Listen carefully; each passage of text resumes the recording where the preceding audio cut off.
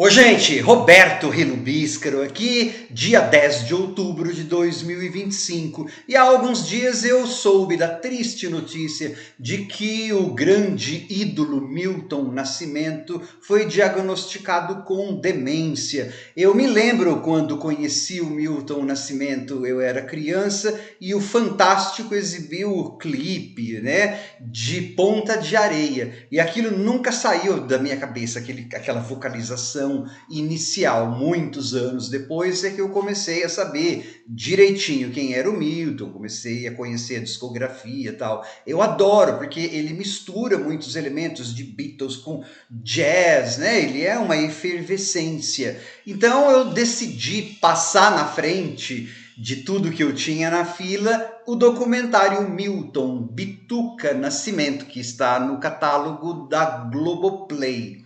É um documentário que foi narrado pela Fernanda Montenegro. A ligação do Milton com a Fernanda Montenegro não é uma coisa contemporânea, né? Outro dia também eu vi uma notícia de que ele prestigiaram o lançamento de um filme dela, tal. Tem uma coisa a mais a ligação dos dois, que eu vou falar depois que eu convidá-los a se inscreverem no canal Robertando, curtir os vídeos, compartilhá-los. Agradeço bastante, é uma ligação que eu sei desde a época em que ela surgiu, né?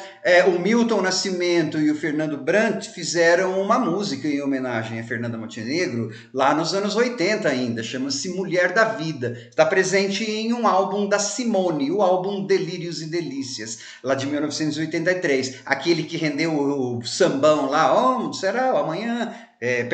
Responda quem souber, né? Não por acaso a Simone está neste documentário, que acompanha a última sessão de música, né, que foi o nome da turnê de despedida dos palcos do Milton Nascimento. Então você vai ter gravado na Europa, né, nos países em que ele percorreu lá, nos Estados Unidos, e até o show final, apoteótico, que saiu em tudo quanto é televisão, lá em Belo Horizonte, né? Aí, inclusive, galera do Clube da Esquina, toda lá, dando depoimento e tocando com ele. É um documentário muito lindo, desde que você tenha, assim, já na cabeça, que não é um documentário que se propõe a contar a história, a biografia, assim, desde que ele era criança, passando pelo álbum tal. É mais um registro da turnê, com alguns momentos em que o passado é lembrado,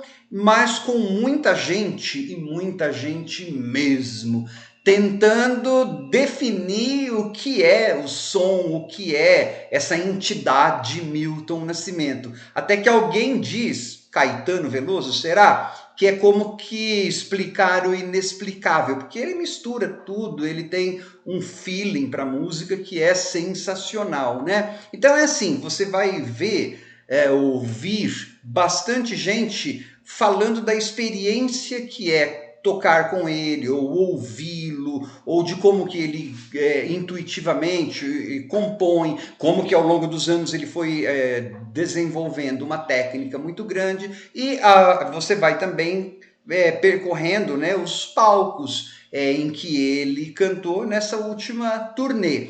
Então, sei lá, você tem desde cineasta Spike Lee, até Criolo, e Mano Brown, e Djavan, e nossa, um monte de gente, Tim Bernardes, Zé Ibarra, um monte de gerações, um monte de nacionalidades, né, falando da experiência, da influência, da expertise do Milton Nascimento.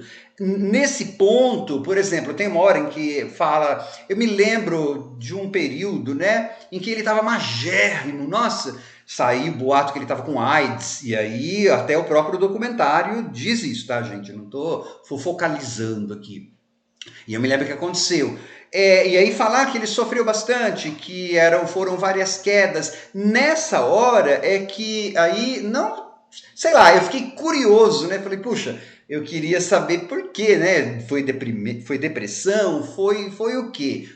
Por que que ele ficou magro daquele jeito? O que que aconteceu, né? Não necessariamente no sentido, focalizando de novo, mas assim, no sentido ele ficou doente ou qual foi algum dissabor, né? Porque eu me senti meio como uma isca, mas não tinha minhoca naquela isca ali para eu morder, né? Eu mordi o anzol, só o ferro. Porque a escolha do documentário foi essas pessoas dando.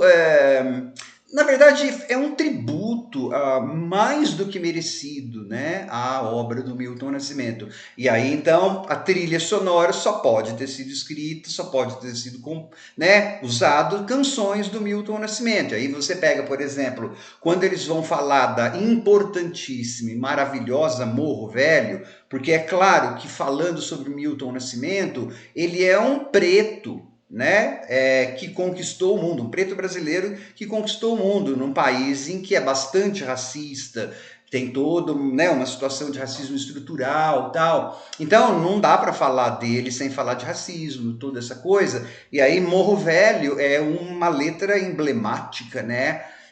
De diferenciação de classe, de cor, tal. Então essa letra, vários artistas falam um pedacinho dela, declamam Djavan, Mano Brown, né? Então assim muito bonito, muito poderoso.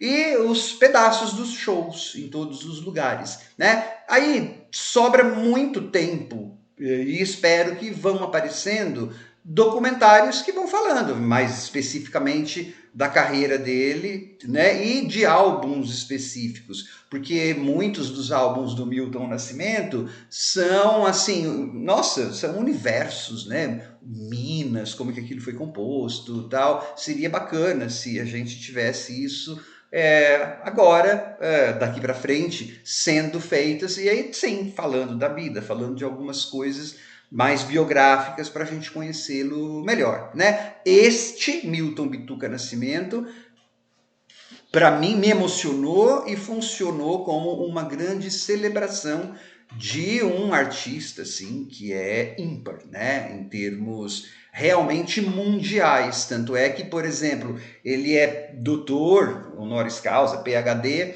naquela famosa Berklee School of Music. Pouca gente tem um doutorado ali por ser grande músico, entendeu? E ele é um dos 3, 4.